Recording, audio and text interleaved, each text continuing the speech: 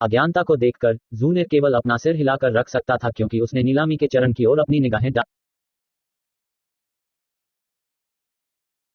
जियोयान को अज्ञानता को देखकर जूनियर केवल अपना सिर हिलाकर रख सकता था क्योंकि उसने नीलामी के चरण की ओर अपनी निगाहें डाली जो अचानक जगमगा उठी। अनगिनत आंखों के ध्यान में लाल पोशाक पहने याफी ने मंच पर कदम रखा। लाल पोशाक उसके शरीर के चारों ओर कसकर लिपटी हुई थी जिससे दर्शकों की निगाहें लगन से चमक उठी। याफी एक सुंदर अभिव्यक्ति पहने हुए एक हाथ के पीछे अपने इतने थोड़े कामुक होठों को छुपाते हुए नीचे के दर्शकों का सामना किया और अपनी प्यारी हंसी को बाहर निकाल दिया क्योंकि उसने भीड़ से कुछ शब्द कहे थे।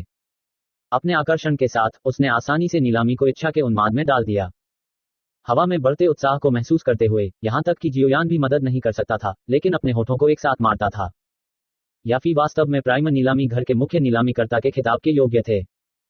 कुछ ही शब्दों में वह कमजोर इरादों वाले पुरुषों को जानवरों में बदल गई थी और उनके सिर को जोश से भर दिया था। इस बिंदु पर यदि याफी को कंकड़ से नीलामी करने की कोशिश करनी थी तो बहुत से लोग कंकड़ को खरीदे जाने वाले अमूल्य खजाने के रूप में महत्व देंगे। हॉल में तीव्र माहौल को देखकर याफी खुद से थोड़ा खुश हो गया। उसके वर्षों के प्रशिक्षण ने उसे इस बात पर प्रकाश डाला था कि उसकी सुंदरता ने पुरुषों को कितनी दृढ़ता से प्रभावित किया।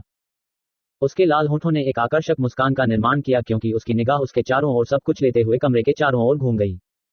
जब उसकी नजर जियोजान के पीछे बैठे एक युवक पर पड़ी तो वह मदद नहीं कर सकी लेकिन बेहोश हो गई। हालांकि उस नौजवान की निगाहें मंच पर थी लेकिन उन स्याही काली आंखों ने चारों ओर नृत्य किया जिससे पता चल सके कि यह युवक उसके आकर्षक प्रदर्शन से प्रभावित नहीं था जिसके कारण उसकी काली भौहें विस्मय में थोड़ी ऊपर उठ गईं। जियोयान से अपनी निगाहें हटाते हुए याफी के लाल होंठ थोड़े अलग हो गए क्योंकि एक नर्म हंसी बच गई। अपने हाथों को ताली बजाते हुए वह मुस्कुराए और कहा, हाफी जानता है कि आज यहाँ क्या लाया है। इस प्रकार सामान्य एपेटाइजर को छोड़ दिया जाएगा। इसके बजाय हम तुरंत मुख्य कार्यक्रम के साथ शुरुआत करेंगे। जैसे ही उसने अपना भाषण समाप्त किया याफी ने हल्के से अपने हाथों को लहराया, मंद हो गया मंच पर रोशनी। भीड़ के सामने झुकते हुए उसने एक जेड प्लेट निकाली और प्लेट के बीच में एक छोटी सफेद जेड बोतल रखी। छोटी सफेद जेड बोतल की उपस्थिति में दर्शकों की निगाह लालसा से गर्म हो गई। एक एक करके उन्होंने अपने लिए बोतल प्राप्त करने की प्रत्याशा में अपने हाथों को आपस में रगड़ा। क्या किसी को हमारी पिछली नीलामी से नींव का अमृत याद है? अब हम जो पेशकश कर रहे हैं वे उसी कीमियागर द्वारा बनाए गए हैं। हमारे नीलामी घर के ग्रैंड मास्टर गुनी ने हमें आश्वासन दिया है कि प्रभावशीलता और गुणवत्ता भी समान है, इसलिए सभी को इसके बारे में चिंता करने की आवश्यकता नहीं है। याफी ने धीरे से मुस्कुराते हुए कहा। अचानक जियोयान की ओर मुड़ते हुए एक आकर्षक और प्यारी मुस्कान के साथ उसने कहा, पहले जियो कबीले के नेता जियोजान द्वारा नींव अमृत खरीदी गई थी और इस खरीद के बाद युवा मास्टर जियोयान तीसरे से कूदने में कामयाब रहे। एक साल में 8वीं डुआंडू की हुई, क्या ये नींव के अमृत के कारण था? हा, याफी केवल अनुमान लगा सकता है। अंत में याफी की खूबसूरत आंखों के भीतर चालाकी की एक चमक देखी जा सकती है। याफी के शब्दों को सुनकर सभी की निगाहें आगे की पंक्ति पर तब तक टिकी रही जब तक कि वे जियोयान की थोड़ी अभिभूत आकृति पर लेट नहीं गए। आश्चर्य की हौंफों को चारों ओर सुना जा सकता था और हालांकि जियोयान की राक्षसी प्रशिक्षण गति का शब्द बहुत पहले वुतांग शहर में फैल गया था, कई लोग इसे व्यक्तिगत रूप से नहीं देख पाए थे। इस प्रकार जियोयान को व्यक्तिगत रूप से देखने का मौका मिलने के बाद कई लोग विस्मय में आहें भर नहीं पाए। साथ ही इसने अपने लिए नींव अमृत प्राप्त करने के लिए सभी के विश्वास को मजबूत किया। दूर नहीं, जियोयान को सुर्खियों में देखकर जिया लेटेओ के कोने एक उपहास में बदल गए क्योंकि उसका चेहरा तिरस्कार से भर गया था। भीड़ के ध्यान में जियोयान अपनी सीट पर असहज रूप से मुड़ गया। उसके दिल में वह ये तय नहीं कर पा रहा था कि रोना है या हंसना है। यह महिला प्रतिभाशाली थी, उसने वास्तव में खुद को एक मुफ्त विज्ञापन के रूप में जियोयान का इस्तेमाल किया था। जियोयान के साथ यहाँ एक जीवित नमूने के रूप में नींव के अमृत की कीमत कम से कम 20% से 30% बढ़ जाएगी। यह महिला, अगर वह व्यापारी नहीं होती तो ये बेकार होता। फिर से आहें भरते हुए हालांकि जियोयान आसपास की निगाहों से परेशान था, उसे याद आया कि नीलामी की वस्तुएं वास्तव में उसकी थीं और इस तरह वह केवल हताशा में अपना सिर हिला सकता था और मंच पर मुस्कुराते हुए याफी को एक मौत की घूर सकता था। याफी ने निडर होकर जियोयान की घूरना को नजरअंदाज कर दिया और इसके बजाय बेशर्मी से एक परिपक्व, प्यारी और आकर्षक मुस्कान के साथ जवाब दिया, जिससे जियोयान के पीछे कुछ लोग लार का मुंह निगल गए। फाउंडेशन एलिक्सिर की पहली बोतल के लिए नीलामी की कीमत 15,000 से शुरू होती है। मंच पर याफी सभी मुस्कुरा रही थी क्योंकि उसने इतनी बड़ी राशि मांगी थी। उसने नींव के अमृत की कीमत को मूल मूल्य से 2 गुना कर दिया था। क्या शातिरता! मंच के नीचे कीमत सुनकर जियोयान का मुंह विस्मय में खुल गया क्योंकि उसने अपना सिर हिला दिया। जैसा कि अपेक्षित था, वहां महिलाएं सबसे अधिक शातिर प्राणी थीं। भले ही हॉल में हर कोई याफी द्वारा शुरुआती कीमत की घोषणा करने के बाद शांत हो गया, जल्द ही एक युवक जो याफी से विचलित हो गया था, वह जल्दी से चिल्लाया, 16,000। अपनी कीमत बताने के तुरंत बाद थोड़ा पीला सामना करने वाले युवक ने याफी के प्रति धनुष बनाकर इनायत से कार्य करने की कोशिश की। हालांकि वह इस तथ्य से चूक गया कि उसकी आंखें उसकी अच्छी तरह से गठित छाती पर विशिष्ट वासना से भरी नजर दे रही थी।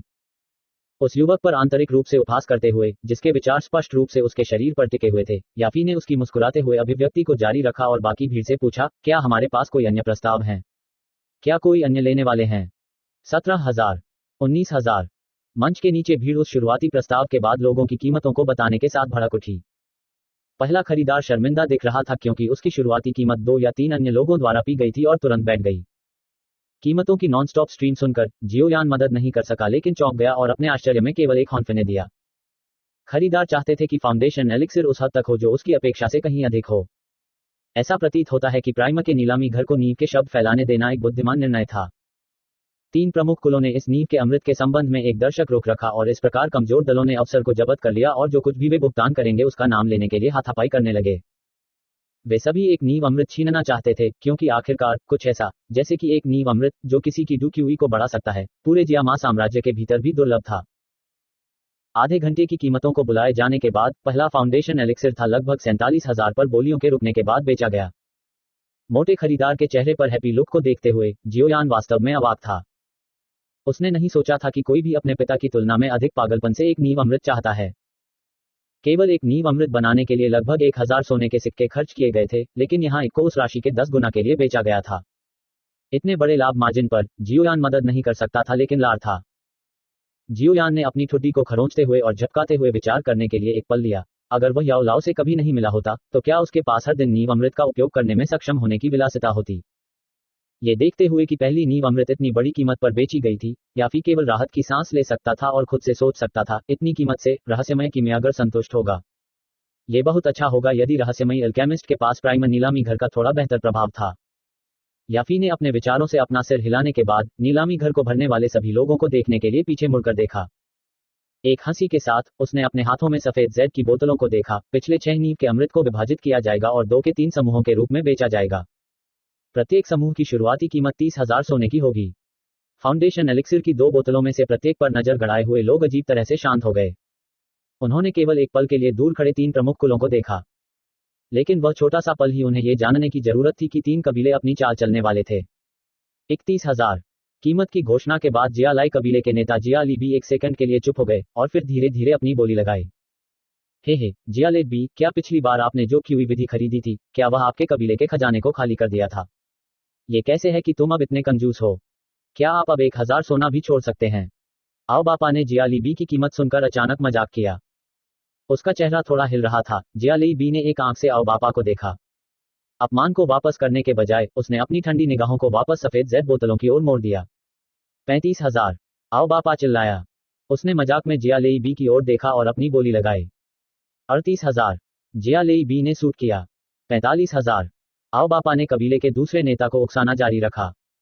50,000 जब तक इस कीमत को बुलाया गया तब तक जियाली बी का हाथ कांपने लगा था। हालांकि उसके लिए इसे स्वीकार करना कठिन था। जैसा कि आओबापा ने पहले कहा था, जियालाई कबीले ने उच्च स्तरीय हुआन क्यूई पद्धति को खरीदने के लिए कई वर्षों की बचत का उपयोग किया था। इस प्रकार हाल ही में जियालाई कबीले की आय पहले ही 20% से 30% से अधिक कम हो गई थी। 55,000 56,000 बाकी दर्शकों के सदस्य केवल दोनों को देखकर अफसोस की सांस ले सकते थे। भले ही उनके पास पर्याप्त धन हो, फिर भी उनके पास 3 महान कुलों को चुनौती देने की शक्ति की कमी थी। आखिरकार वुतांग शहर के 3 महान कुलों में से प्रत्येक में कम से कम 3 मजबूत दादूश स्तर के चिकित्सक थे। यद्यपि आर्थिक शक्ति एक महत्वपूर्ण स्तंभ था जो एक कबीले का समर्थन करता था, यदि इस आर्थिक शक्ति की रक्षा के लिए कोई सैन्य शक्ति नहीं थी तो दुनिया के धन के साथ वे अभी भी शक्तिशाली नहीं होंगे। इसलिए बाकी दर्शकों ने चतुराई से इन दोनों कुलों के बीच नीलामी की लड़ाई में प्रवेश करने से परहेज किया, जबकि कभी कभी जियो कबीले की ओर देखा, जो अभी भी बाढ़ पर बैठे थे। जब फाउंडेशन एलिक्सिर की कीमत बढ़कर 73,000 हो गई तो एक राख सामना करने वाली जियालाई भी आखिरकार वापस ले ली गई। अपने कबीले की वर्तमान परिस्थितियों के साथ वह पैसे बर्बाद करना जारी नहीं रख सकता था। राख का सामना करने वाली राख को जियालेइद्वी का सामना करना पड़ा। आओबापा ने खुशी खुशी अपने शरीर को वापस खींच लिया। एक शानदार मुस्कान उसके चेहरे पर चमक रही थी। जब दोनों जूझ रहे थे, याफी ने अपनी आकर्षक मुस्कान को बनाए रखते हुए मंच से देखा। उसकी निगाह एक भेड़िए की तरह, एक मोटी भेड़ की तरह थी। ये तभी था जब अंतिम नीलामी की कीमत तय हो गई थी कि याफी ने अनिच्छा से अपने हाथ में छोटे हथौड़े को तोड़ दिया नीचे की ओर। जब याफी ने एक बार फिर 2 फाउंडेशन एलिक्सिर के एक और सेट को आगे बढ़ाया तो मूक जियोजान ने आखिरकार अपनी चाल चली। उनका उदासीन स्वर किसी और के सामने लग रहा था, जिससे पहले से ही क्रेस्टफॉलन जिया लेट और अवसाद में गिर गए। 70,500। पूरे हॉल में सपाट रूप से जीतने के दृढ़ संकल्प से भरी आवाज सुनाई दी। मंच पर, यहां तक कि याफी को जियो जान के ड्राइव से चकित कर दिया गया था। उसकी अचंभे से उबरने में थोड़ी देर लग गई। वह आखिरकार मुस्कुराए और पूछा, क्या कोई और है? अपनी कुर्सी पर बैठे जिया लेट ने मुस्कुराते हुए जियो जान की ओर देखा, खुद को कोसते हुए, कमीने, अगर यह उसके लिए नहीं होता तो मेरा जिया कबीला इस शर्मनाक स्थिति में कैसे गिर जाता। जिया लाइबी ने अपने दांत पीसते ही उसकी आंखों में क्रोध की लपटें चमक उठी और वह अचानक कड़वाहट से भरी आवाज से चिल्लाया, 85,000। 95,000। जिया लाइबी पर नजर डालने की भी जहमत नहीं उठाते हुए जियोजान ने अपना हाथ लहराया, जिससे यह आभास हुआ कि वह किसी भी राशि के साथ रहने में सक्षम होगा जो जिया लाइबी बोली लगा सकती है। ये देखकर कि जियोजान हर कीमत पर जीतने के लिए दृढ़ था, जिया लेबी के मुंह के कोने फड़फड़ा रहे थे, फिर भी कोई उसकी आंखों में इतना गहरा देख सकता था। वह खुशी से छींटाकशी कर रहा था। हालांकि उसे थोड़ी झिझक थी क्योंकि उसने अपना जबड़ा जकड़ लिया था। 100,000। जिया लीबी की बोली सुनकर पूरा हॉल फूट पड़ा। नींव की 2 बोतल खरीदने के लिए 100,000 सोने के सिक्कों का उपयोग करके पूरा हॉल पागल हो गया। ये स्पष्ट रूप से एक बड़ा नुकसान था। जिया लाइबी की सावधानीपूर्वक जांच करते हुए, जो ऐसा लग रहा था कि वह मौत से लड़ने के लिए तैयार है, जियोयान हल्के से मुस्कुराया। अपना सिर हिलाते हुए उसने धीमी आवाज में जून एयर से बात की, मैं शर्त लगाता हूं कि अगर पिता एक बार फिर बोली लगाते हैं तो वह आदमी इस पैसे के लेन देन से अपने हाथ धो लेगा। एक्सुनेर ने अपनी लंबी पलकें झपकाईं। उसने दोनों के बीच के संघर्ष पर ध्यान नहीं दिया और कुछ हद तक चौंका दिया। उसने कहा, लेकिन ऐसा लगता है कि वह इसे बहुत चाहता है। हे, जियोयान मुस्कुराया, उसे एक और शब्द कहने की जरूरत नहीं थी। जियोजान जी लीबी की नवीनतम बोली सुनने के बाद सामने की पंक्ति में चुपचाप बैठे रहे। अचानक खड़े होकर उसने जियालाई को एक अजीब नजर दी। अगले पल में, अचानक मुस्कुराते हुए जियोजान के अगले शब्दों ने जियालाई बियाई को स्तब्ध कर दिया, आप जीत गए। टीएल ग्रेट डेड जैसे ही शब्द जियोजान के मुंह से निकले, पूरा हॉल खामोश हो गया। थोड़ी देर बाद एक एक करके सभी की निगाहें रात का सामना करने वाली जियालाई बियाई की ओर मुड़ गईं, जो उस आपदा पर प्रसन्न हुई थी। हाहा, नींव अमृत की 2 बोतलों के लिए 100,000 सोने के सिक्के। यह आदमी वास्तव में असाधारण है। ये देखते हुए कि जिया लेबी का चेहरा तंग हो गया है, जियोयान ने एक चुटीली मुस्कान को छिपाने के प्रयास में अपना सिर झुकाया और बुदबुदाया। ग्लोइंग जियोयान को देखकर जू ने मुस्कुराया और धीरे से हंसते हुए उसने कहा, आमतौर पर दूसरी रैंक की गोली का बाजार मूल्य अधिकतम 30,000 सोने का होगा। फाउंडेशन एलिक्सिर एक अद्भुत दवा है जो डू ZQE प्रशिक्षण की गति को बढ़ाने में सक्षम है और अपेक्षाकृत दुर्लभ है। इस प्रकार इसकी कीमत दूसरी रैंक की गोली से बहुत अधिक होनी चाहिए।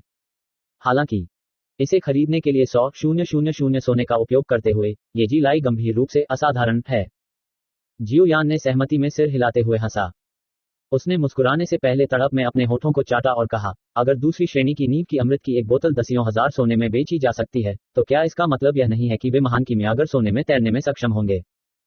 कीमिया महाद्वीप का सबसे धनी पेशा है, यह एक तथ्य है। प्रत्येक कीमियागर के पास संपत्ति की उदार मात्रा है। जूनेर सभी मुस्कुरा रही थी क्योंकि उसने अपना सिर हिलाया था। मंच पर नींव के अमृत की ओर अपनी निगाहें घुमाते हुए उसने जारी रखा, जैसे जैसे एक कीमियागर की रैंक बढ़ती है, वे अक्सर अपने उत्पादों की नीलामी नहीं करते हैं। इसके बजाय वे वस्तु विनिमय में संलग्न होना पसंद करेंगे, क्योंकि पैसे का अब उनके लिए कोई मूल्य नहीं है। बाटिंग। जियोयान की भौहें उठी और महसूस किया कि उन्हें इस बात की थोड़ी जानकारी मिली कि याओ लाओ के पास इतना प्रचुर गुप्त खजाना क्यों था। हाँ, वे ऐसी गोलियों के लिए व्यापार करने के लिए डू तकनीक, QE विधियों, दुर्लभ कीमिया सामग्री या उच्च स्तरीय राक्षस कोर जैसी चीजों का उपयोग करते हैं। उसके गुलाबी होठों के कोने ऊपर की ओर झुके हुए थे। एक मुस्कान बनाते हुए जूनेर ने अपना व्याख्यान जारी रखा, परिणामस्वरूप यह अक्सर कहा जाता है कि कीमियागर महाद्वीप में सबसे ईर्ष्यालु पेशा है। सभी लोग एक बनने का सपना देखते हैं कीमियागर, लेकिन वे सपने अक्सर कठोर और अगम्य आवश्यकताओं से बिखर जाते हैं। कुछ हद तक खेदजनक जन पर नजर गड़ाए हुए जियोयान ने अपनी नाक रगड़ दी, उसकी आत्मा में उत्परिवर्तन के लिए आभारी। बातचीत को आगे न बढ़ाने का फैसला करते हुए जियोयान ने अपनी दृष्टि एशियन का सामना किया जिया लाइबी की ओर। इसी तरह जिया लीबी जियोजान के शब्दों से एक अचंभे में पड़ गया था। उसने जियोजान को मूर्खता से देखा, जिसने बोली युद्ध को इतनी आसानी से छोड़ दिया था क्योंकि उसकी आंख के कोने अविश्वास में फड़फड़ाए थे। ऐसा लगा जैसे आधा दिन बीत चुका हो, आखिरकार उस पर चढ़ गया। जिया लेबी कर्कश रूप से टेढ़ी मेढ़ी, कमीने, तुमने मुझे फिर से बरगलाया। ये सब एक अधिनियम था। हे, क्या आप ऐसा करने की कोशिश नहीं कर रहे थे, सिवाय इसके कि हाल ही में आपका दिमाग थोड़ा विचलित था और आपका अभिनय, ये बहुत नकली है। जियो जहान मुस्कुराते हुए हंसा, उसका स्वर मजाक से भरा हुआ था। अच्छा अच्छा, बहुत अच्छा, बहुत अच्छा, सबसे अच्छा, जियो जहान, मैं, जिया लेबी उन शब्दों को याद रखेंगे। जिया लाइबी ने रोश में कुछ सांसें थपथपाईं, उसकी निगाहें ठंडी और जहरीली हो गईं। जियो जान ने अपनी धमकी को नजरअंदाज कर दिया। एक अंतिम उपहास के साथ वह याफी का सामना करने के लिए मुड़ा और कहा, मालकिन याफी, हम आखिरी नीलामी शुरू करें। अपना सिर हिलाते हुए याफी मुस्कुराई क्योंकि उसने अपनी निष्पक्ष अभिव्यक्ति बनाए रखी। फिर भी अंदर वह घटनाओं के इस मोड़ पर हंसी से गदगद थी। यह नीलामी उसकी बेतहाशा उम्मीदों से अधिक हो गई थी और जितना बेहतर मुनाफा होगा उतना ही रहस्यमय कीमियागर नीलामी घर का पक्ष लेगा। रात का सामना करते हुए रात का सामना जिया लाई बी को एक सांत्वना देने वाली मुस्कान के साथ हुआ। याफी ने एक बार फिर फाउंडेशन एलिक्सिर की अंतिम 2 बोतलों को पुनः प्राप्त करने के लिए झुका। एक चमकदार मुस्कान के साथ अपने गुलाबी होठों को पूरक करते हुए उसने घोषणा की, देवियों और सज्जनों, यह अमृत का आखिरी बैच है। इसी तरह शुरुआती बोली 30,000 है।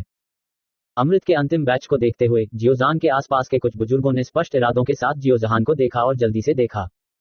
शांति से अपनी कुर्सी पर बैठे जियोजान ने बड़ों के संकेतों पर कोई ध्यान नहीं दिया। इसके बजाय उसकी निगाह नीलामी घर के चारों ओर घूम गई, इससे पहले कि वह अंततः एक बर्फीले स्वर में घोषणा करे, 50,000। जियोजान की बोली सुनने के बाद जिया लाइबी का चेहरा कड़ा हो गया क्योंकि उसका मुंह सहज रूप से खुलने लगा। फिर भी अपने वर्तमान वित्तीय संकट के बारे में सोचकर वह केवल अफसोस के साथ इसे बंद कर सकता था।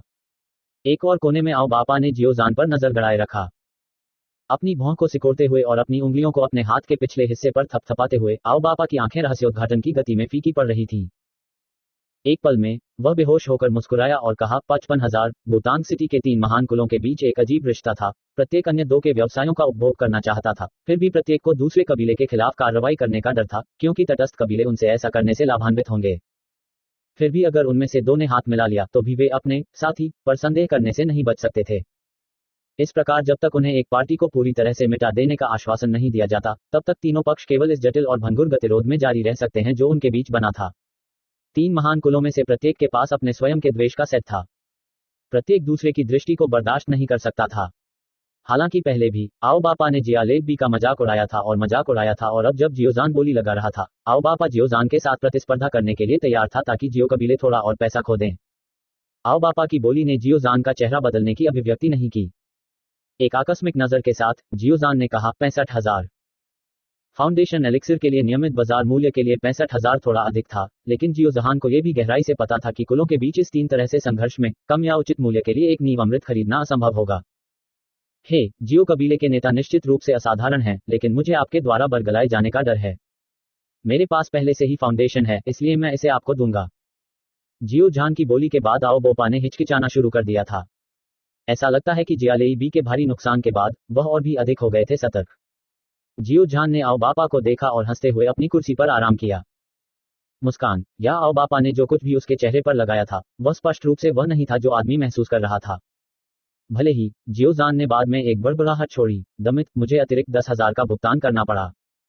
ये कमीने कुछ भी अच्छा नहीं है। उन शब्दों को सुनकर जियोयान ने सोचा कि यह हास्यपूर्ण था। इस तरह की लड़ाई में क्या कोई अच्छे आदमी थे? अगर दूसरे पक्ष को जिया लाई बी जैसी स्थिति में समाप्त होने का डर नहीं होता, तो वह निश्चित रूप से मामले को छोड़ने से पहले और भी अधिक बोली लगाना जारी रखता। अपनी उंगलियों को थपथपाते हुए जियोयान ने याफी में मंच पर अपनी निगाहें निर्देशित की, जिन्होंने नीलामी के अंत का संकेत देते हुए छोटे हथौड़े को नीचे लाया था। अंदर से उसने राहत की सांस ली, ये राशि कुछ समय के लिए पर्याप्त होगी। अब जो कुछ बचा था वह कीमिया सामग्री थी और याओ लाओ के लिए क्यूई गैदरिंग पाउडर को परिष्कृत करने के लिए काबू पा लेना। ये देखते हुए कि नीलामी समाप्त होने वाली थी, जियोयान को चुपके से भागने का एक बहाना मिल गया। नीलामी के फर्श से सावधानी से निकलने के बाद जियोयान थोड़ी देर के लिए पास की सड़क पर चला गया। उसने एक एकांत कोने की ओर अपना रास्ता बना लिया और उसने पहले खरीदा हुआ बड़ा काला लबादा दान कर दिया। भारी लबादे में खुद को लपेटने से उसकी हरकतें बाधित हो गईं, इसलिए वह धीरे धीरे नीलामी के फर्श पर ही लौट सकता था। जब से याफी ने उसे चौथे स्तर के कीमियागर के रूप में पहचाना था, उसने रहस्यमय आदमी के किसी भी लक्षण को देखने के लिए नीलामी के फर्श पर एक मुखबिर को तैनात किया था।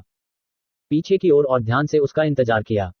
चुपचाप अपनी कुर्सी पर बैठकर जियोयान ने टेबल पर प्याली को अपने होठों पर उठा लिया और एक घूंट लिया। उसने अपने बगल में डरपोक युवती की एक त्वरित झलक ली और बेहोश होकर अपना सिर हिलाया। जियोयान के होंठ कभी नहीं हिलते हुए भी एक बूढ़े आदमी की आवाज सुनी जा सकती थी, नीलामी खत्म होने तक कितना समय लगेगा? अचानक सवाल ने युवती को छलांग लगा दी। जियोयान, एक बड़े काले लबादे के पीछे लड़की द्वारा छुपा हुआ रूप दिया गया था। फिर उसने एक पीले चेहरे के साथ अपने छोटे हाथों को कसकर बंद कर दिया और घबराकर उत्तर दिया, सर, नीलामी पहले ही समाप्त हो चुकी है। याफी ट्रांसफर प्रक्रिया को संभाल रहा है। जियोयान मदद नहीं कर सका, लेकिन जब उसने युवती को देखा तो वह हैरान रह गया। वह एक चौंका देने वाली खरगोश की तरह लग रही थी। वह इतना डरावना नहीं था, है ना? उस संभावना को स्वीकार करने के लिए अनिच्छुक, उसने अपना सिर हिलाया और मौन में रहा।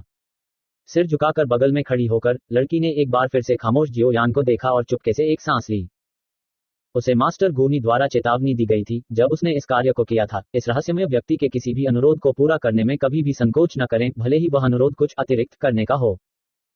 1 साल के लिए नीलामी के फर्श पर काम करने के बाद युवा लड़की को स्पष्ट रूप से समझ में आया कि इन अतिरिक्त कार्यों की क्या आवश्यकता होगी। यही कारण है कि जब भी जियो यान बोलते थे वह सिर से पैर तक काम जाती थी। उसे डर था कि यह रहस्यमय आदमी उनमें से किसी एक अतिरिक्त कार्यों का अनुरोध कर सकता है। लड़की करीब 10 मिनट तक कांपती रही, जिसके बाद दरवाजे के बाहर कदमों की आवाज सुनाई दी। वह अंत में थोड़ा आराम करने में सक्षम थी। ओह सर, आप बहुत जल्दी आ गए। जूली को आपका ठीक से मनोरंजन करना चाहिए था। याफी की सरपिन कमर हिल गई और उसने एक आकर्षक व्यवहार जारी किया क्योंकि वह धीरे धीरे कमरे में चली गई। उसका सुडोल फिगर कम आत्म नियंत्रण वाले पुरुषों को उग्र आवेगों का एहसास करा सकता है। सक्कुबस, उसका दिल एक बार फिर चिल्लाया। जियो यान पीछे की ओर हट गया और हल्के से सिर हिलाया। जियो यान को सिर हिलाते हुए बगल की ओर खड़े युवती ने एक बार फिर सांस छोड़ी। वह सम्मानपूर्वक झुकी और जल्दी से चली गई। ये देखकर कि जियो यान की उपस्थिति में असंतोष का कोई निशान नहीं था, याफी ने राहत महसूस की। उसने उसे एक मुस्कान दी जिसमें स्वर्ग का आकर्षण था। उसकी मुस्कान ने जियो यान को एक विद्युतीय झटका दिया। इस जादूगरनी के साथ बातचीत करते समय जियो यान ने अपने गार्ड को निराश करने की हिम्मत नहीं की। लबादे के नीचे उसने बिना अलंकृत काली अंगूठी को सहलाया, याओ लाओ से बात करने की जिम्मेदारी जल्दबाजी में सौंप दी। क्या नीलामी समाप्त हो गई है? हाँ, याफी ने मुस्कुराते हुए अभिव्यक्ति पहनी थी क्योंकि उसने अपनी बर्फ की सफेद ठुड्डी को सिर हिलाया था। याफी ने अपना हाथ लहराया और उसके हाथ में एक हल्का नीला जेड कार्ड दिखाई दिया। वह हंसी, सर, ये 7 फाउंडेशन अमृत, सभी ने मिलकर 285,000 सोने के सिक्कों की नीलामी की। करों की कटौती करने के बाद बाकी पैसा इस कार्ड पर है।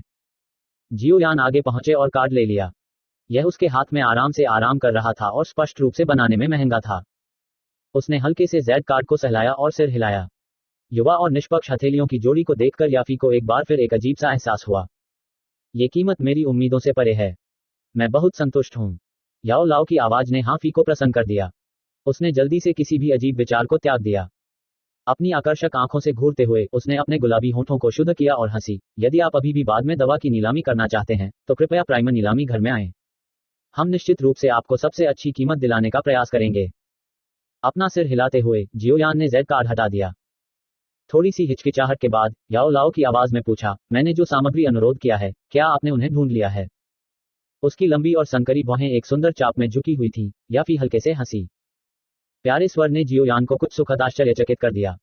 हाँ, हमारे नीलामी घर ने स्वाभाविक रूप से आपके अनुरोध को पूरा किया। याफी ने अपने हाथों को ताली बजाई और गूनी ने व्यक्तिगत रूप से एक जेड प्लेट पकड़े हुए आगे बढ़ा। फिर वह जियो यान की तरफ से रुक गया और झुक गया। उसने ध्यान से जेड प्लेट को टेबल पर रखा और हंसा, सर, आपके द्वारा अनुरोधित सामग्री यहाँ है। जियो यान की आंखें खुशी से चमक उठी जब उसने अपने बगल में सामग्री से भरी प्लेट को देखा। इस नीलामी घर की शक्ति कोई छोटी नहीं थी। अगर वह इन सामग्रियों को स्वयं खरीदने की कोशिश करता तो वह बहुत समय और ऊर्जा बर्बाद करता।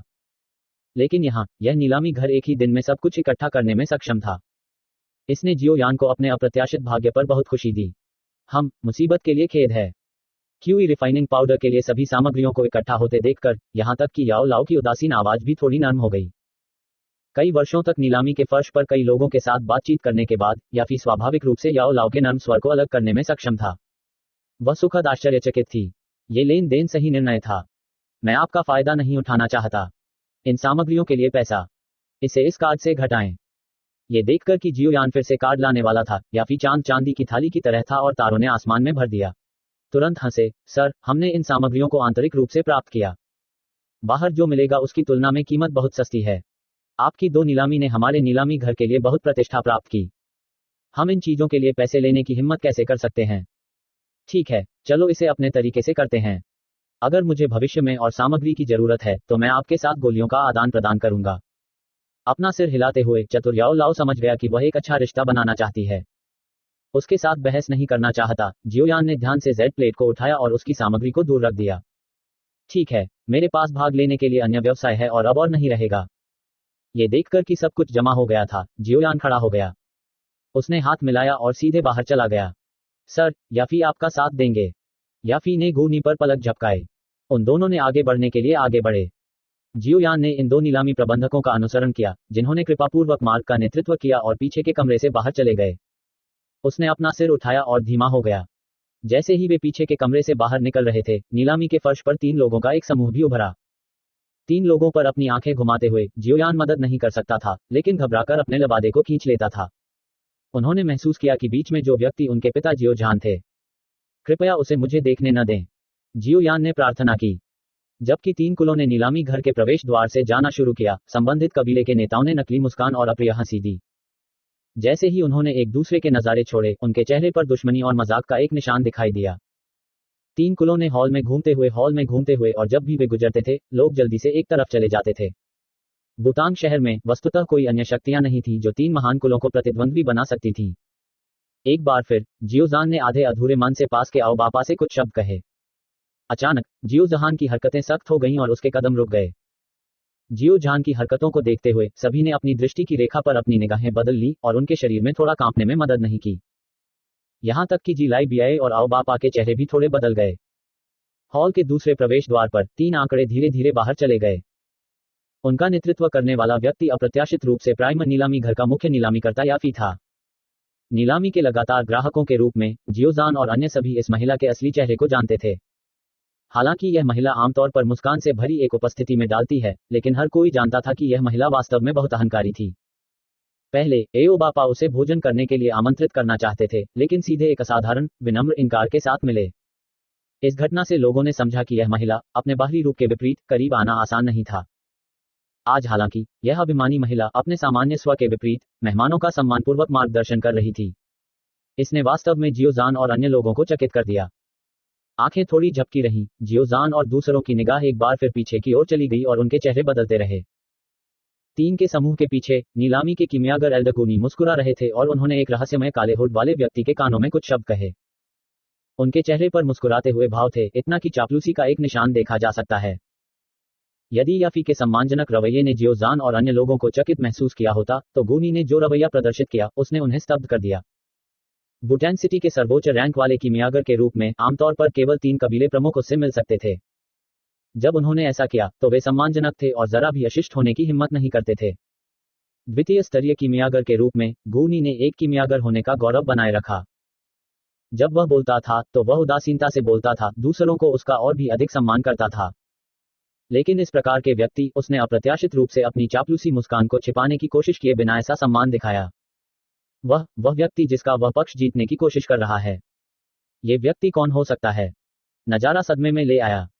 अंत में उनकी निगाहें धीरे धीरे केंद्र की काली पक्की आकृति पर चली गईं। छायादार आकृति के मोटे कद पर घूमते हुए जियोजान ने उत्सुकता से अपने मन में सोचा, ये व्यक्ति कौन है? कोई है जो प्राइम नीलामी घर के सबसे महत्वपूर्ण लोगों को सम्मानपूर्वक विदा कर सकता है। इस स्तर का एक व्यक्ति बुटैन सिटी में किस लिए आएगा? अपने कुछ सूखे होठों को चाटते हुए जियोजान ने बाएं से दाएं चारों ओर देखा और वास्तव में पाया कि जियालीबी और आओ बापा भी उत्सुक और हैरान थे। आने वाले 3 लोगों पर उम्मीद से अपनी आंखें उठाते हुए जियोजान का चेहरा एक छोटी सी मुस्कान से निचोड़ा, 2 कदम आगे बढ़ा और मुस्कुराया, लेडी याफी, गूनी एल्डर। हाँ, आप दोनों को एक साथ दिखाई देते हुए देखना वाकई दुर्लभ है। जब याफी और गूनी पहले बाहर आए, तो दोनों ने पहले ही कबीले के नेताओं को देख लिया था। जियोजान को बोलने के लिए बाहर आते देख उनकी हरकतें अभी भी वैसी ही थीं। लेकिन काले रंग के व्यक्ति के रुकने के बाद ही उन्होंने राहत की सांस ली। हाँ, हम एक अनमोल मेहमान भेज रहे हैं, बस। याफी हल्के से हंसे। ओह, हाँ, जिया ले भी मुस्कुराते हुए संपर्क किया। कुछ ही समय बाद उसकी निगाह याफी से काले हुड वाले व्यक्ति पर चली गई और विनम्रता से पूछा, हाँ, मुझे नहीं पता कि क्या यह मिस्टर बुतांग सिटी का भी है। हाँ, तुम मुझे कुछ अपरिचित लग रहे हो। खांसी। जिया लाई कबीले एल्डर, यह मिस्टर प्राइम नीलामी घर का कीमती अतिथि है। गूनी एल्डर की भौहें सिकुड़ गईं और जिया लाई बी को लापरवाही से सवाल न पूछने की चेतावनी देने के लिए खांसी। गूनी एल्डर की चेतावनी के स्वर को सुनकर जिया लाई बी का रंग थोड़ा बदल गया और खुद से फुसफुसाया, यहां तक कि गूनी एल्डर भी इसे डरावना तरीके से काम करता है। इस व्यक्ति की पहचान क्या है? ये देखकर कि कैसे जिया लाई बी को एक चतुर जवाबी कार्रवाई के साथ मिला, जियोजान ने जो कहने वाला था उसे निगल लिया। गूनी के सतर्क रुख को देखते हुए ये काला भरा व्यक्ति स्पष्ट रूप से उनसे पूरी तरह से अलग अस्तित्व पर था। फिलहाल उसके पास थोड़ा हंसने और फिर चतुराई से पीछे हटने के अलावा कोई विकल्प नहीं था। आप क्या जियो कबीले के जियोजान हैं, है ना? जैसे ही जियोजान पीछे हटने वाला था, चुप काले पहने व्यक्ति ने अचानक सुस्त स्वर में पूछा। इस बुजुर्ग की आवाज सुनकर जियो जहान थोड़ा सा घूरने लगा। इसके तुरंत बाद वह हिचकिचाया और फिर सिर हिलाया। मैंने सुना है कि आपके कबीले के युवा मास्टर ने 9वीं डुआन क्यूई में छलांग लगाने के लिए इस नींव पर भरोसा किया था। हाँ, ये वास्तव में मुझे विस्मय में डाल देता है। काले रंग का व्यक्ति बेवजह हंसा। इस तरह के विनम्र व्यवहार के साथ जियोजान ने अपने दिल में खुशी महसूस की और मुस्कुराया। मेरे बेटे की किस्मत अच्छी है। अपने हाथों को लापरवाही से लहराते हुए काले रंग का व्यक्ति मुस्कुराया। भाग्य भी किसी की शक्ति का हिस्सा है। भविष्य में अगर कभी मौका मिले तो मैं उनसे मिलना चाहूंगा। शायद वह एक कीमियागर भी बन सकता है। कुछ स्तब्ध तरीके से जियोजान ऐसा दिखाई दिया जैसे उसे समझ नहीं आया कि बड़ा क्या कह रहा है। ठीक है, भविष्य में अगर कभी कोई अवसर मिले तो मैं आपके जियो कबीले को एक साथ सहयोग करने के लिए देखूंगा। मुस्कुराते हुए काले रंग का व्यक्ति याफी और गोनी का सामना करने के लिए मुड़ा। मुझे विदा करने की कोई आवश्यकता नहीं है, मुझे अभी भी कुछ व्यवसाय करना है। मैं पहले जाऊंगा। बोलने के बाद जियोयान ने उनकी प्रतिक्रियाओं का इंतजार नहीं किया और नीलामी घर से बड़े पैमाने पर चले गए। अपने चेहरे को एक अक्षम्य तरीके से पथराते हुए जियोजान ने अपना सिर घुमाया और वास्तव में याफी और गोनी को उसे घूरते हुए देखा, ईर्ष्या से भरे चेहरे। जियो कबीले के नेता, क्या आप उस पुराने मिस्टर को पहचानते हैं? हाँ, फी ने पूछा। मैं उसे पहली बार देख रहा था। जियोजान ने एक मुस्कान के लिए मजबूर किया और घबराहट से याफी और गोनी की ओर अपना सिर हिलाया, जिन्होंने अपने चेहरे पर अजीब भाव रखे। आह, जियो परिवार धन्य हो गया है। गोनी ने धीरे से सिर हिलाया। उसने नींव के अमृत पर एक नजर डाली, जिसे जियालेट ने उसकी छाती पर कसकर पकड़ रखा था जैसे कि वे कीमती खजाने थे, और उदासीनता से कहा, वे चीजें उसके द्वारा परिष्कृत की गई थीं। जो कहा गया था उसे सुनकर तीनों परिवार के मुखियाओं के रंग बेतहाशा बदल गए। थोड़ी देर बाद जियो जान का चेहरा खुशी से चमक उठा। उसने यह उम्मीद नहीं की थी कि काले रंग का बुजुर्ग एक कीमियागर होगा। गूनी के पिछले रवैये को देखते हुए ये स्पष्ट था कि बड़े गूनी की तुलना में बहुत अधिक रैंक वाले कीमियागर थे। यदि एक दूसरा स्तर वाला कीमियागर उन्हें विनम्र और विनम्र बनाने में सक्षम था, तो तीसरे या चौथे स्तर के कीमियागर के बारे में क्या? स्वर्ग, उसकी तरह के कबीले में इस प्रकार के वरिष्ठ से मिलने की योग्यता नहीं थी। हमने इस बार बहुत लाभ किया है। ये सोचकर कि उस काले हुड वाले व्यक्ति ने भविष्य में सहयोग करने की पेशकश की, जियोजान की दोनों आंखें तुरंत चमक उठीं और वह अनजाने में खुद से बुदबुदाया। बगल में उनके सदमे के बाद जियालेट भी और आओबापा की आंखें चमक उठी, ईर्ष्या के साथ मानो वे खरगोश की आंखों की तरह थे। टीएल, खरगोश की आंखें लाल इक्वल्स लाल आंखें इक्वल्स ईर्ष्या। नीलामी घर से निकलते हुए जियोयान कुछ देर तक सड़कों पर घूमते रहे। जब उसने देखा कि उसके आसपास बहुत सारे लोग नहीं हैं, तो वह पास की एक गली में फिसल गया।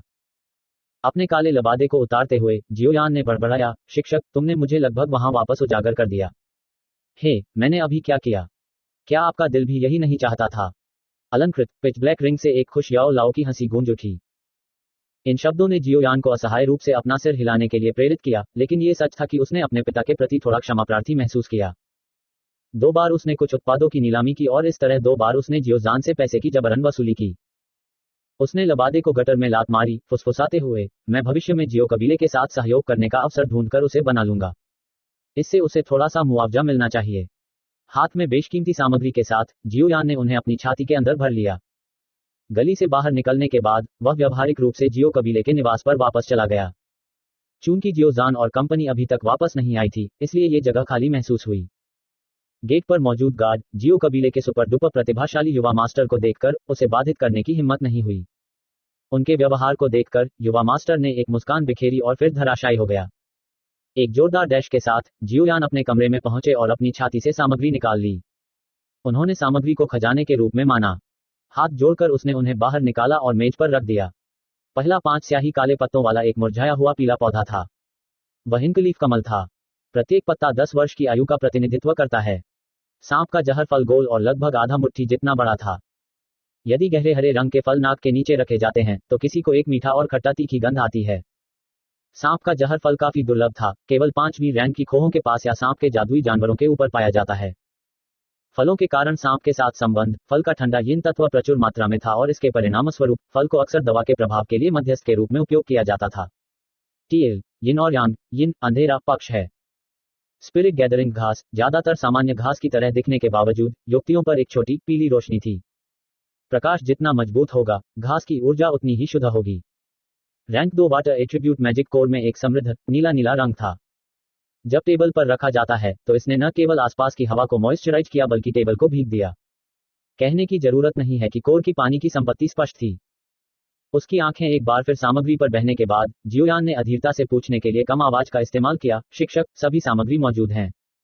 क्या हम शोधन शुरू कर सकते हैं? आप इतने अधीर क्यों हैं? ऐसा नहीं है कि सामग्री पैर अंकुरित होने वाली है और भाग जाती है। रिफाइनिंग करते समय हमें बाधित नहीं किया जा सकता है, यह अभी भी हल्का है। क्या होगा अगर किसी मौके से कोई अंदर आता है और हम बाधित हो जाते हैं? कोई मेरे बारे में सीखेगा और सामग्री बर्बाद हो जाएगी।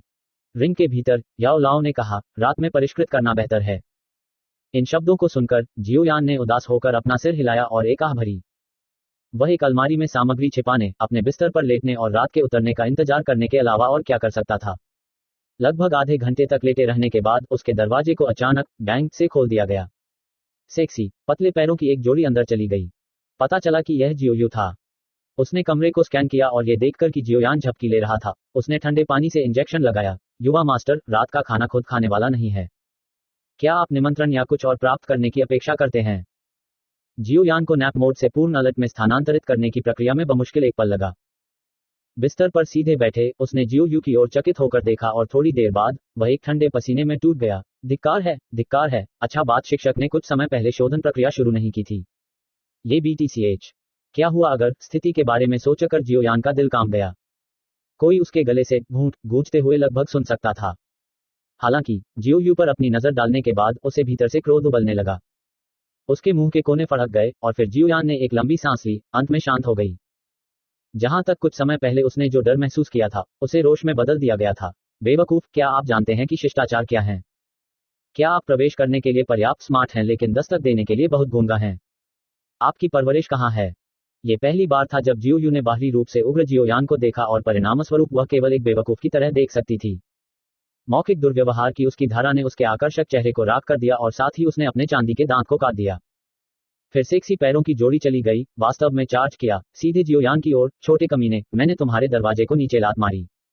तो क्या? अब से मैं इसे हर दिन लात मारूंगा। जियोयू के साथ उस पर आरोप लगाते हुए उसे सबक सिखाने के लिए जियोयान का सामना भी करना पड़ा। उसने अपनी हथेली ऊपर की और उसे जकड़ लिया, वैक्यूम हथेली। एक मजबूत सक्शन फोर्स जियोयान की हथेली की ओर दौड़ा, जिससे हमलावर, जिसने बिस्तर के ठीक सामने रुकने का प्रयास किया, इसके बजाय उसके ऊपर उतर गया। नॉडुआन डू क्यूई प्राप्त करने के बाद जियोयान की वैक्यूम पाम की सक्शन ताकत में काफी वृद्धि हुई। कुछ दिन पहले किसी व्यक्ति के शरीर का वजन बढ़ाना बस अथाह था, लेकिन अब यह काफी संभव था। हालांकि जियोयान प्रभावकारिता में वृद्धि से थोड़ा हैरान था, लेकिन यह भावना लंबे समय तक नहीं चली और जल्दी से आक्रोश में बदल गई।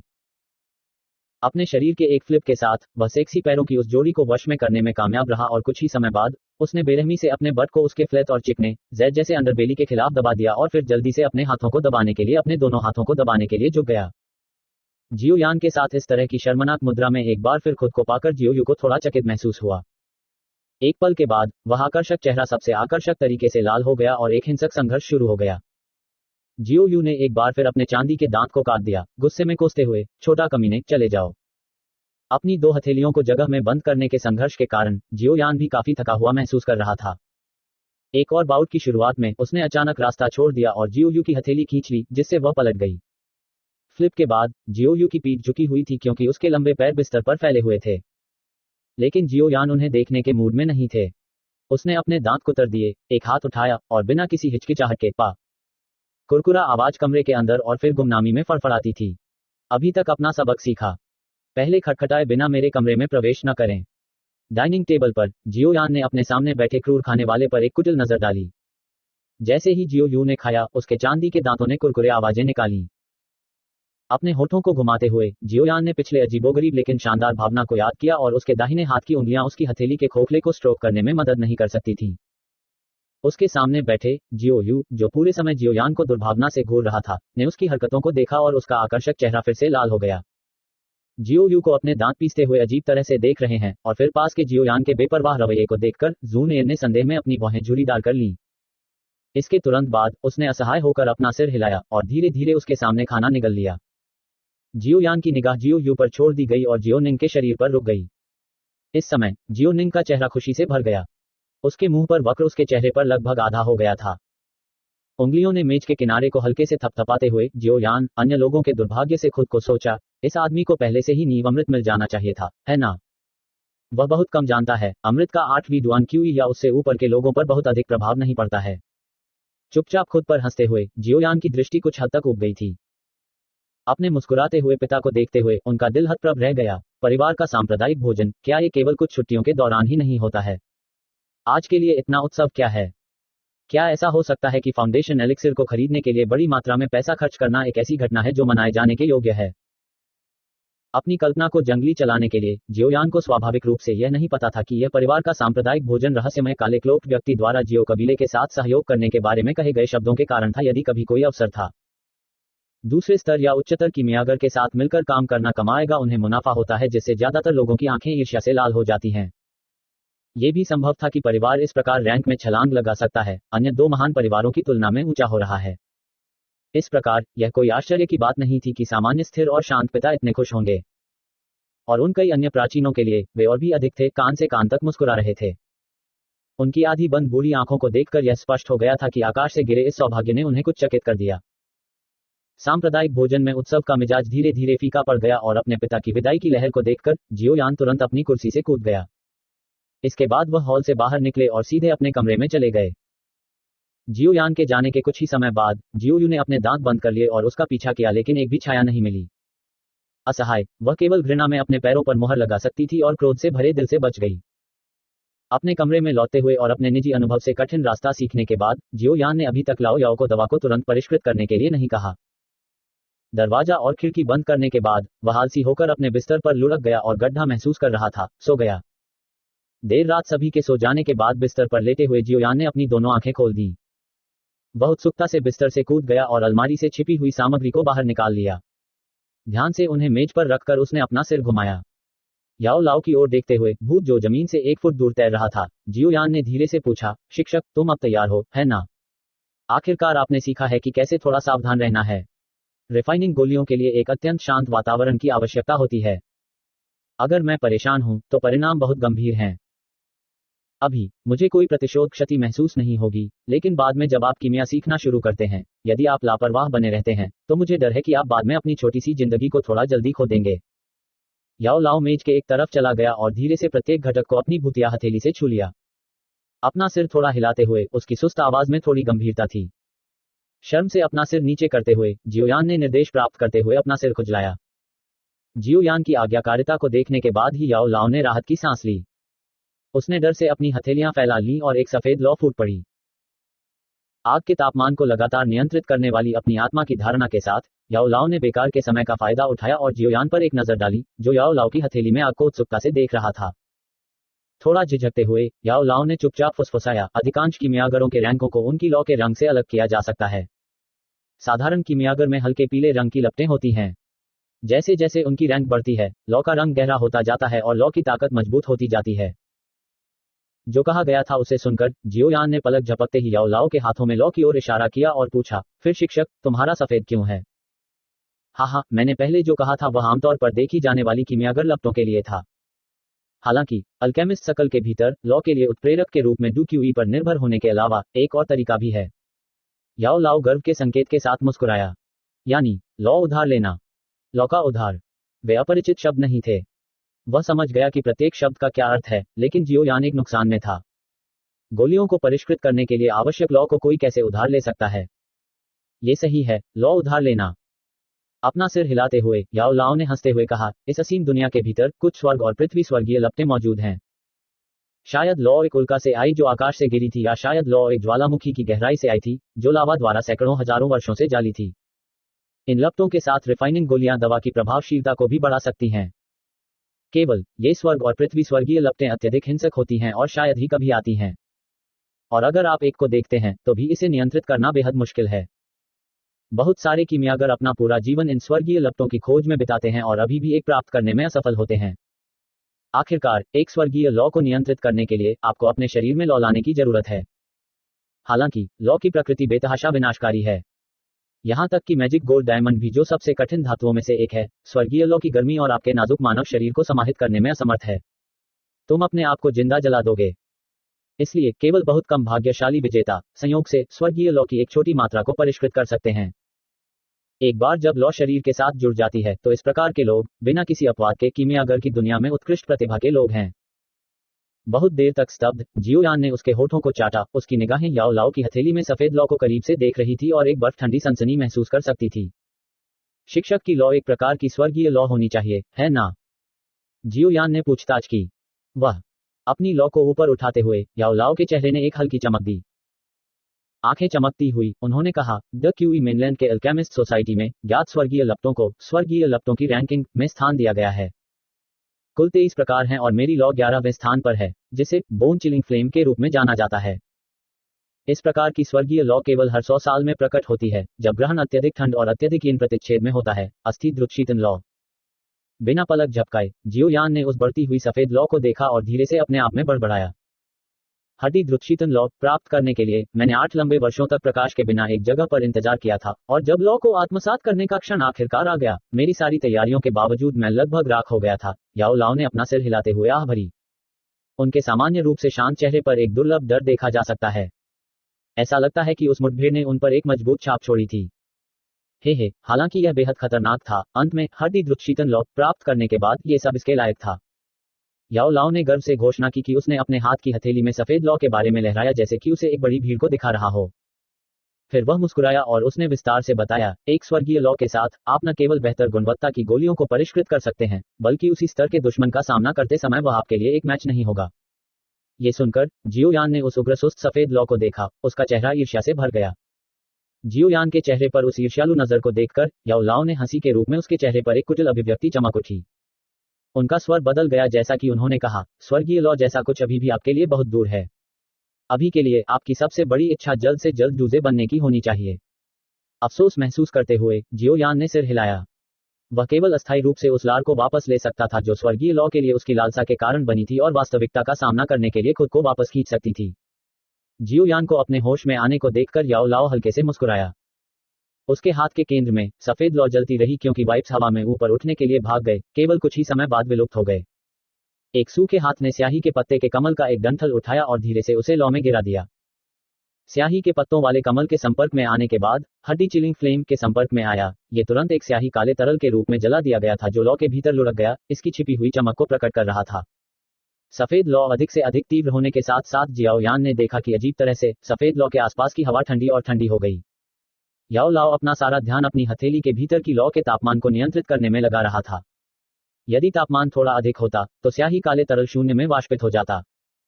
एक निश्चित समय के लिए लॉ का तापमान एक निश्चित बिंदु पर बनाए रखने के बाद पीले रंग की अशुद्धता के धब्बे अचानक स्याही काले तरल के भीतर दिखाई दिए। अशुद्धता के पीले धब्बों को देखते हुए याओ लाओ ने आखिरकार थोड़ा सा सिर हिलाया। उसकी उंगली की एक हल्की झिलमिलाहट के साथ पीले रंग के धब्बे इकट्ठे हुए और कुछ स्याही काले तरल के साथ तरल की एक छोटी गेंद में अलग हो गए और उसे मुख्य शरीर से निकाल दिया गया। पीली अशुद्धियों को निष्कासित करने के बाद अन्य छोटी हल्की पीली अशुद्धियां एक के बाद एक दिखाई देने लगी। इसी तरह इन अशुद्धियों को याओ लाओ द्वारा साफ किया गया था। सफेद लॉ जलती रही, उसके भीतर स्याही काले तरल जो मूल रूप से आधा मुट्ठी बड़ी थी, केवल अंगूठे के आकार की मात्रा में सिकुड़ गई थी। गहरा काला तरल सफेद लॉ के केंद्र में एक काले मोती की तरह शांत और रहस्यमय की तरह लुढ़क गया। जब स्याही के पत्तों वाले कमल का पहला डंठल एक अंगूठे के आकार का था, तो याओ लाओ ने अंततः कैल्सिनिंग बंद कर दी। उन्होंने अन्य 4 डंठलों को लॉ में गिराते हुए उन्हें शुद्ध तरल के 4 काले मोती जैसी गेंदों में शांत किया। हड्डी को ठंडा करने वाली लॉ द्वारा शुद्धिकरण की लंबी अवधि के बाद तरल पदार्थ के 5 छोटे शरीर धीरे धीरे एक साथ जुड़ गए। सम्मलन के समय मात्रा में काफी हद तक विस्तार हुआ, हालांकि 1 सेकंड बाद में ये केवल एक अंगूठे के आकार तक सिकुड़ गया।